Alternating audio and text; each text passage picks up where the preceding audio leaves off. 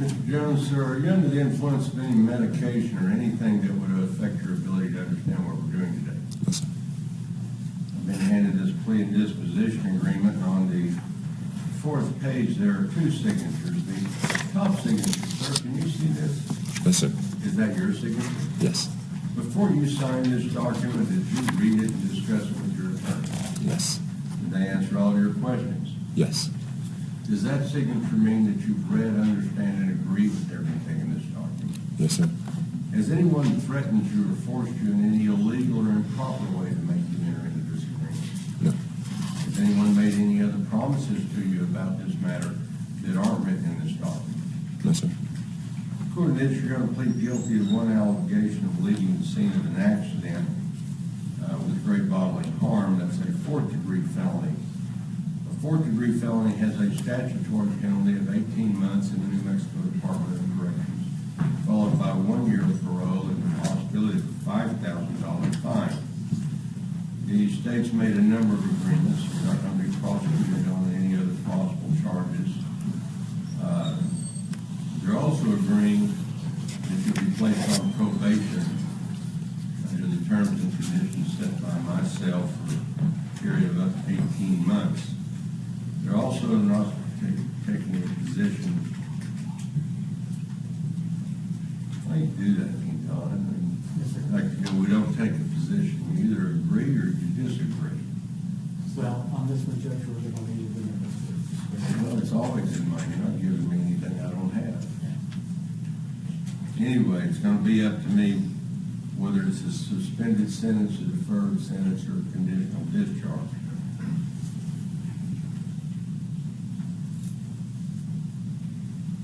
Is that your understanding of this agreement, sir? Yes, sir. You give up a number of rights if you accept this plea. You give up the right to be presumed innocent. Because this is a guilty plea, you give up the right to remain silent as to the facts surrounding this one specification. You're not giving up that right as to any other matters. You do give up all the rights that go with the trial. You give up the right to a speedy and public jury trial, the right to be represented at trial by a competent attorney.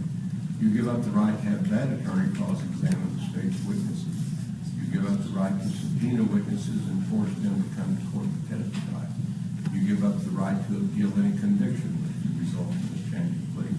You're also waiving any claimed constitutional violations which may have occurred either in the investigation or the prosecution of this case. In order to get the benefit of this agreement, are you making a knowing and voluntary choice to give up each one of those rights? Yes, sir.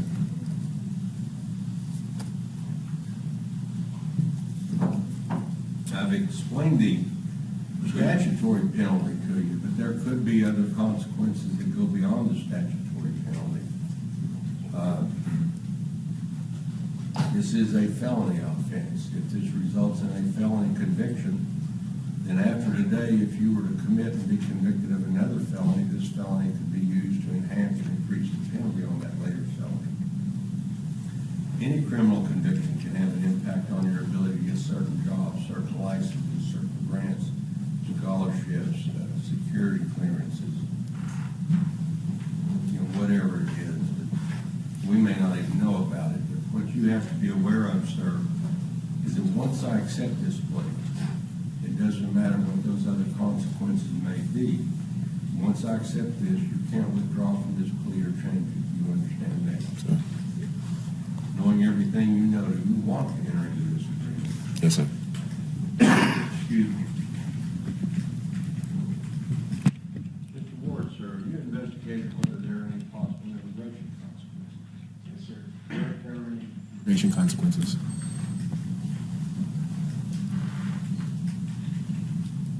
As to the factual basis, sir, how would you like to establish that? Sir, we stipulate. Mr. Quintana, does the state accept the stipulation to a substantial factual basis? Yes, sir, we do. Mr. Jones, sir, how do you plead to leaving the scene of an accident as charged in count one? Guilty. Find that Mr. Jones is aware of his rights, made a knowing and voluntary waiver of those rights. The plea is not the product of any improper force or coercion. All promises made in the plea agreement document I accept the stipulation to a substantial factual basis. I accept the plea, and we'll talk about whether I find him guilty or not in a moment. Anything for sentencing state? No, Judge. Mr. Ward, sir. Sir, there are two big issues that you must exercise your discretion about. One are the terms of probation, and the other is the conditional discharge.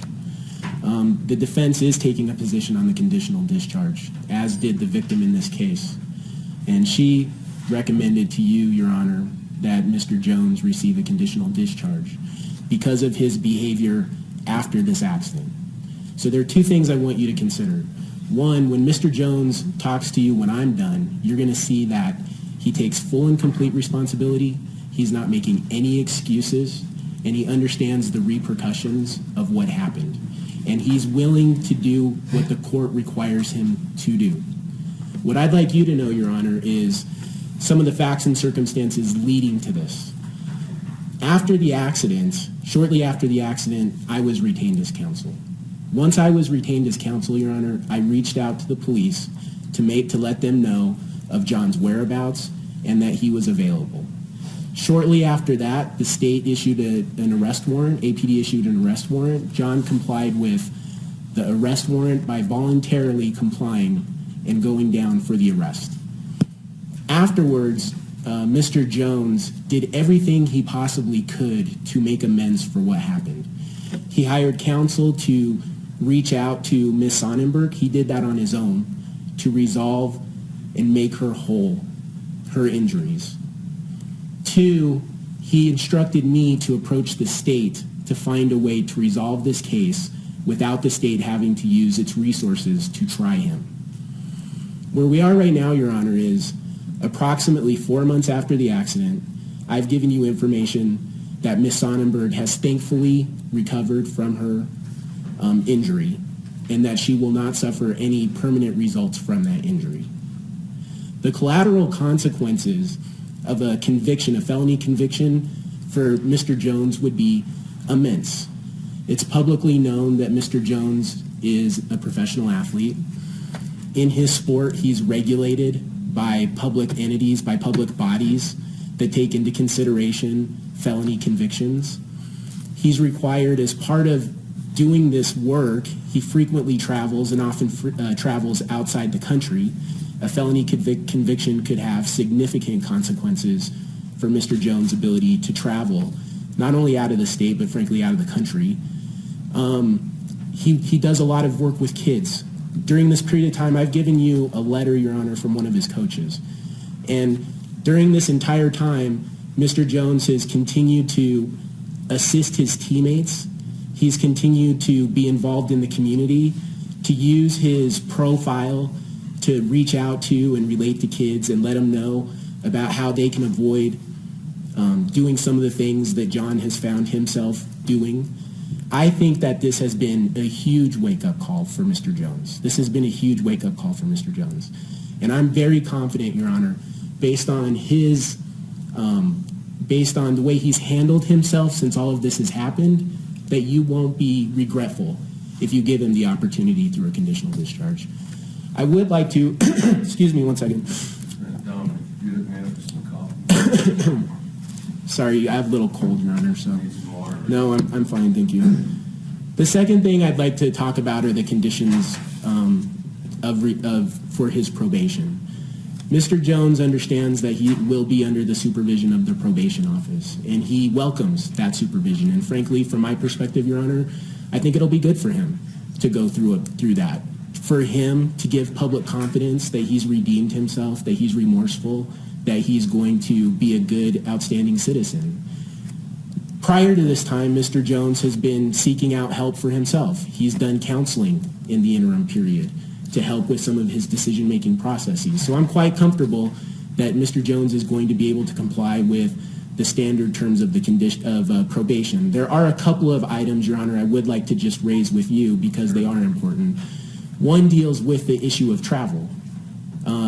Mr. Jones trains here in Albuquerque. His gym is located here. He resides in Albuquerque. But in order for Mr. Jones to do any of his work requires him to travel. And my experience has been that from time to time it could be an issue dealing with a probation officer on travel. And Mr. Jones's job is different than most people. So I think it would be useful to spell out in the terms of probation that Mr. Jones is able to freely travel for his work-related activities, which can include promotional activities, actual fights. Sometimes he requires doing training activities and health-related things outside the state. I think it would be useful to identify those to assist the probation office with his supervision. The second thing is most of these promotional activities and fights can take place in establishments like casinos and places where alcohol may be served. And one of the standard conditions is that Mr. Jones is not supposed to go to places like that.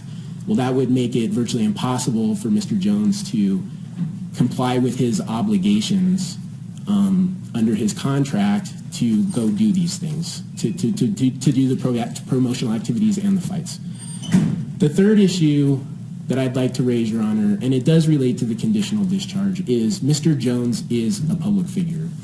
He lives in Albuquerque in a location that is publicly accessible. At his first appearance, his information was released publicly, and since then, he's been subject to various harassing activities. One of the terms of probation that we would like your special consideration of, Your Honor, is if the court is amenable to granting a conditional discharge, that John be allowed to have one firearm for home defense, that he make it known to the probation officer who's aware of it and has the opportunity to inspect but is aware of its location. It's just a different situation, Your Honor, and it's hard to explain. I understand it because I represent Mr. Jones, but it really is a different world for a professional athlete and somebody like it is for Mr. Jones than it is for somebody like me. Your Honor, I think that Mr. Jones has suffered a lot through this, but due to his own fault. He was suspended from his sports league. There isn't any assurance whatsoever that he will be reinstated. He entered into this plea and resolved his issue with Ms. Sonnenberg knowing that he would still be subject to a criminal case. So when he did all of that, he knew it wouldn't change the outcome of having to stand here before you today. He did it anyway because he wanted to be accountable. He has lost a lot. He's lost a lot of money. He's been humbled and embarrassed by all of this. And I know that Mr. Jones sincerely wants to move on. He wants to make amends. He wants to be an example. He's a young guy. He's only 28 years old. He has his life in front of him. He made an awful, awful mistake that resulted in an injury. But ever since he walked away from that car, he's done everything he possibly can to make amends for it and to prove that he deserves a second chance, Your Honor. So we would ask that you seriously consider giving him a conditional discharge and putting his future in his own hands so that he has the opportunity to set his own path. Cool counsel. I mean, you're standing there looking sharp, or you just here to get on TV? No. I don't have anything to add, Your Honor. Mr. Jones, sir, you have the right to make a statement. You're not required to. There's a lot of good reasons people rely on their lawyers. Some should rely on their lawyers. They're afraid that their words may not match their thoughts, or that they'll inadvertently say something is just because of word choice will harm them. I don't hold it against people that choose to rely on their attorney. I won't hold that against you. But if there is anything you do want me to know, now's the time to tell us. I just want to start by apologizing to the court. Come on, man, you didn't do anything to me. I didn't pay to be here. Well, that's true. Well, you know, I really not. I want to apologize to Ms. Sonnenberg's team, all the officers who were involved that day, all the people who support me, who I've embarrassed, my family, my supporters, mainly Vanessa Sonnenberg and her family for all the heartache that I must have put them through.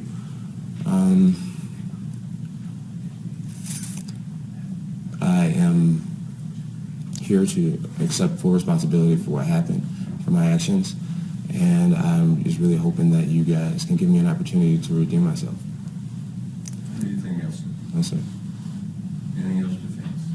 I mean, one last point, Your Honor, is with respect to the felony conviction is Mr. Jones does a lot of work with kids. And I think that a felony conviction, for instance, the Boys and Girls Club, he does a lot of work here with the Boys and Girls Club.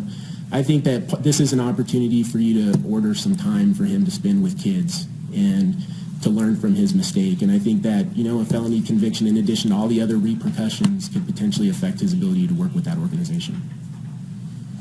Mr. King-Town, any replies? Yes, Judge. I think we have to say no to the firearm. I don't think there's been any credible information that's been put on the record today that establishes the need for a firearm.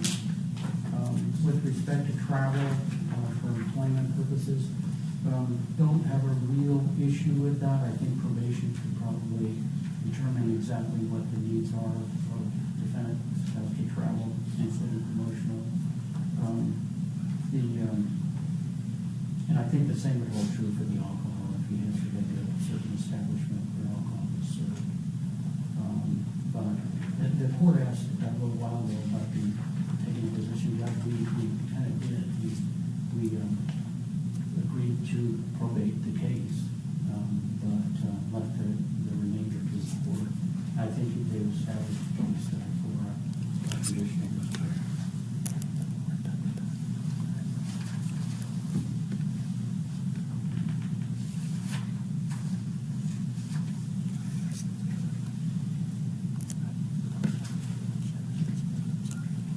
I'm going to accept this plea without an adjudication. And it's admitted to the act.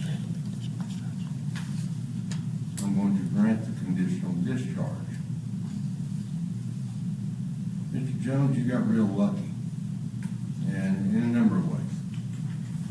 I'm going to adopt some of what Mr. Ward's recommended.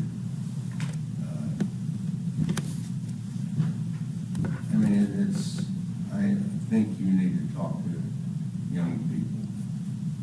Because making one stupid decision changes your entire future. I mean, you had all, you were a champion of what?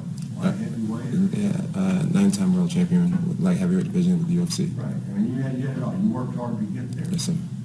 And then you do something stupid. I mean, you didn't wake up on the morning of April 26th and say, I think I'm going to go flush my career and my future down the tube. Totally did not. And that's what you need to make aware when you're talking to these kids. Is that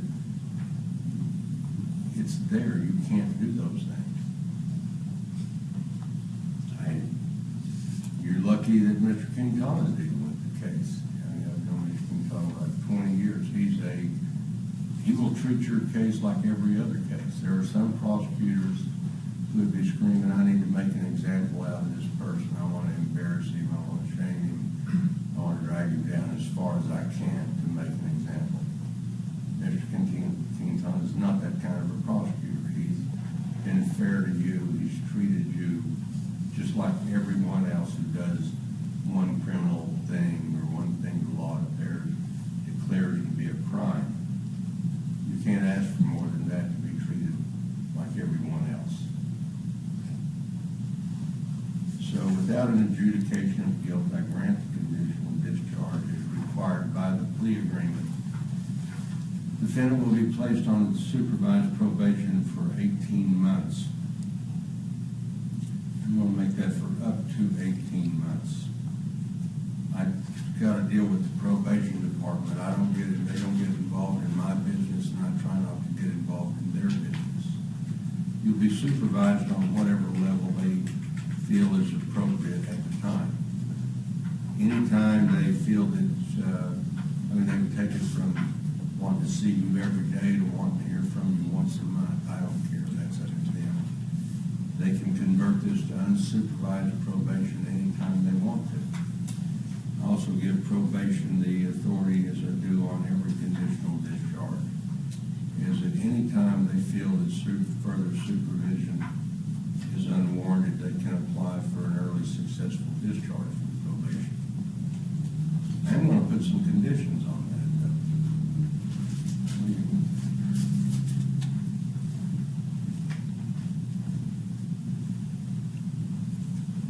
Thank you, sir.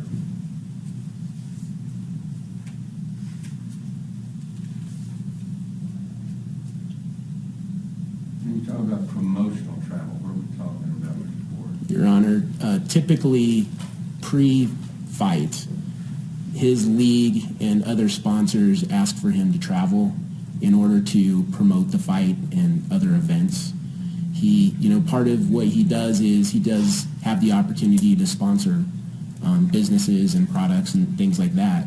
And under those contracts, they ask John to go out and talk about the product or talk about the event, and that's usually outside the state of New Mexico. And a lot of times it can be overseas. I do charity events. And as Mr. Jones just informed me, he's often frequently asked to do charity events outside the state of New Mexico to travel for those things. Will authorize travel anywhere that's connected with his work. He's not been convicted of a felony. Because he's not been convicted of a felony yet, there is no effect on his Second Amendment right to keeping firearms.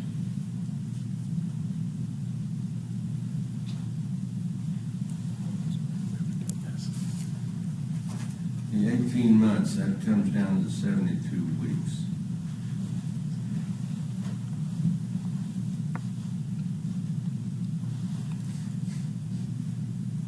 We're going to require the defendant make 72 appearances. And doesn't have to do one a week. And I'm not talking about a monster thing. We work with the Boys and Girls Club. Your agent's going to reach out to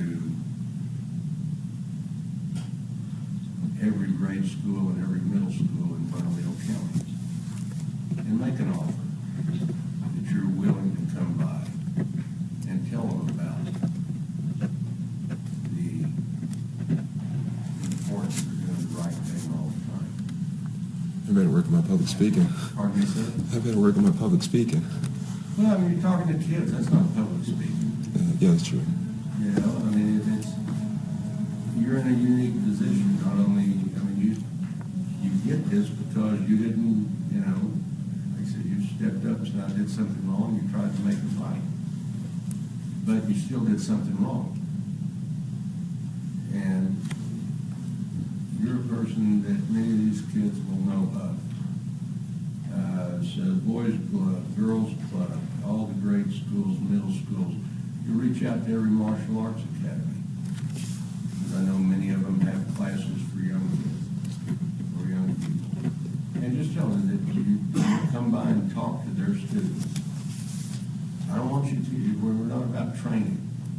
But I don't care, they'll have coaches or teachers to do that, but I want you to let them know how hard you worked, what you did to get where you were, and how making one bad decision could have taken all that away. Let them know. I mean, I know nothing about your childhood, your family, your background, but I know you worked hard to get where you were. Absolutely. And you can just point out to those kids, work hard in school. Work hard because you can do whatever you want to do. And let them know the risk. I mean, it's when you stand there in a classroom and they see you, they know who you are and where you work. I don't know how many lives that'll touch, but I'm going to require 72. And when it's go to, like Warriors Coach Kimbo class and talk to his kids, or just reach out to all of them, tell them you're here. I don't want you teaching them how to do, rear naked choke over anything. That's not it. I want you to tell them what it takes to get to be on the top and how easy that is to lose. once you've completed and documented the 72 appearances,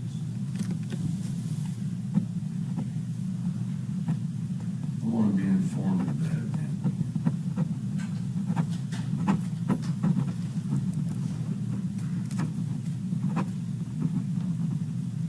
And the reason for that is under the rules, I can't modify or change a sentence, takes a motion within 90 days of the sentencing. But I still retain jurisdiction over conditions of release.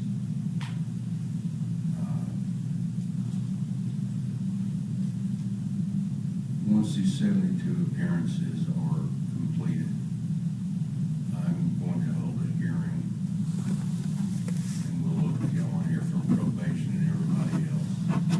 We'll see where things are at that night. So, in the old days, I guess I'm telling myself, and say, get out the yellow pages and start calling every, martial arts place and boxing club and, that yellow pages, I don't know how you're gonna do it, but you better make it happen, all right? So, Because I've not yet found the defendant guilty of anything, there'll be no fines, no fees, there'll be no probation cost on this matter. Have I overlooked anything, Mr. Ward? No, Your Honor, I would just reiterate what I mentioned previously about any public documents that may contain Mr. Jones's address being redacted to protect his privacy, because it's likely some of this information will be on the internet. Well, one, all the personal identifiers should be redacted on anything. Anything else, sir? No, Your Honor, thank you very much. Anything else, Mr. King Kong? No, sir. Good luck, sir. thank you, sir. Thank you.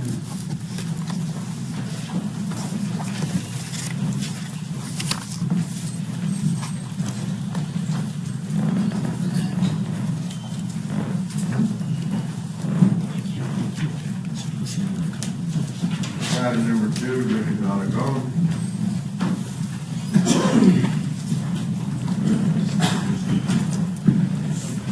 One of your eyes on behalf of the state. Witness for the defendant who is present. Your Honor, I apologize. I got caught up in Judge Knock's courtroom. Cost you,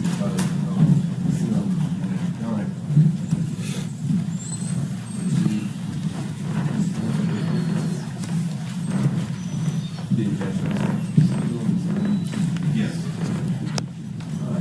So what's the nature of the alleged